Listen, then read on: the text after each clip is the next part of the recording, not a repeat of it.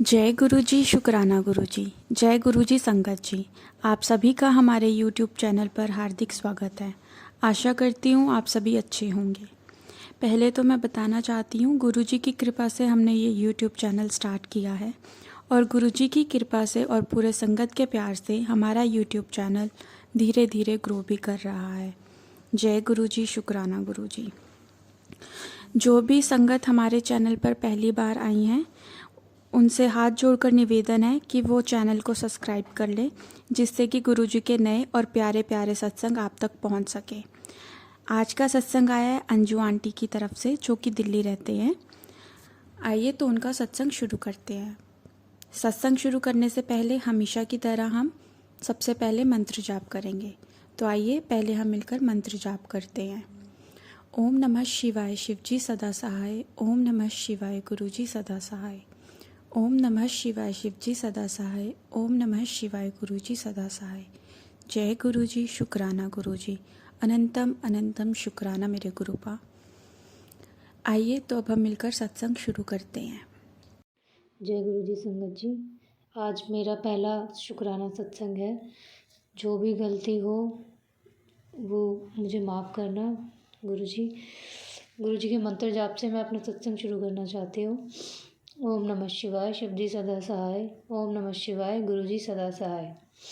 गुरु जी से मैं 2014 में मिली थी एक आंटी के द्वारा। बस ऐसे ही उनकी गाड़ी में गुरु जी का एक भजन चल रहा था जो मुझे बहुत पसंद आया और मेरी दिल से इच्छा हुई कि उस भजन को मैं रोज़ सुनूं। मैंने आंटी को बोला कि आप आंटी मुझे ये भजन प्लीज़ आप दे देंगी, तो आंटी ने मुझे बोला बिल्कुल क्यों नहीं।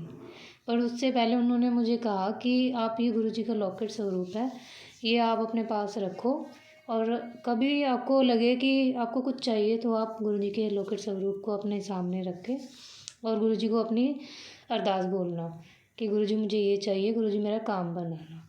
उस वक्त मैं गुरु जी को नहीं जानती थी तो और मैं गुरुओं पर भरोसा भी नहीं करती थी और आज भी मैं जो अदर गुरु हैं मैं उन पे भरोसा नहीं करती। पर मैं गुरु जी से उस वक्त नहीं जुड़ी थी और मुझे इतना भरोसा भी नहीं था। मैं शेरावाली माता को बहुत मानती थी और उन्हीं से सब कुछ अपनी जो भी मुझे कहना होता था, जो भी बोलना होता था, मैं माता रानी को बोलती थी। धीरे धीरे गुरु जी की तरफ लगाव बढ़ता गया और पता नहीं कब और कैसे गुरु जी के साथ एक कनेक्शन बन गया और कब वो मेरे गुरुपा बन गए, मेरे गुरु फ्रेंड बन गए, मेरे सब कुछ बन गए। गुरु जी ने मेरा बहुत साथ दिया। जिन आंटी ने मुझे वो लॉकेट स्वरूप दिया था उन्होंने मुझे बोला कि वो लॉकेट स्वरूप आप निकालो अपने पर्स में से और उसे अपने गले में डाल लो, उससे गुरु जी की ब्लेसिंग्स आपको मिलती रहेंगी। मैं गुरु जी से 2014 में मिली थी, लेकिन मैं उस वक्त आंटी ने मुझे बड़े मंदिर के बारे में बहुत बताया था कि बड़े मंदिर में जाओ आप, बहुत अच्छा होता है वहाँ पे, आपके सारे कष्ट कटते हैं। लेकिन मैं मंदिर जाना चाहती थी मन से, लेकिन मैं जा नहीं पा रही थी। 2016 में गुरुजी ने मुझे अपने बड़े मंदिर बुलाया और मुझे बेटा ब्लेस किया। मैंने क्योंकि गुरुजी से बेटा मांगा था, गुरुजी मेरी फैमिली कंप्लीट हो जाएगी इसलिए गुरुजी ने मुझे बेटा ब्लेस किया। सॉरी गुरुजी, मैंने मांगा था आपसे, लेकिन हमें कभी गुरुजी से मांगना नहीं चाहिए, सिर्फ उन पे भरोसा रखना चाहिए कि गुरुजी जो हमारे लिए अच्छा है, वो जो बेस्ट होता है वो गुरुजी वो हमें देते हैं।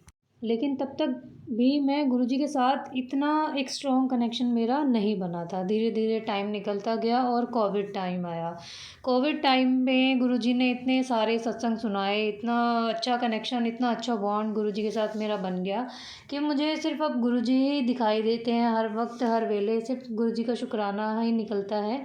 और गुरुजी ने मुझे इस लायक बनाया कि मैं गुरुजी का शुक्राना कर सकूं। गुरुजी ने मुझे, मेरे हस्बैंड को एक अच्छा काम ब्लेस किया, क्योंकि मेरे हस्बैंड का काम बहुत स्लो हो गया था, बंद होने वाला था जो भी वो करते थे। फिर हमने दूसरा काम शुरू किया, वो भी इतना नहीं चल रहा था अंकल जी का। उन कोविड टाइम में गुरुजी ने इतने सारे सत्संग सुनाए, इतने सारे हमारे कष्ट काटे और जो मेरे अंकल का काम था वो धीरे धीरे चलने लगा। कोविड टाइम में एक सत्संग हुआ गुरुजी मेरे साथ।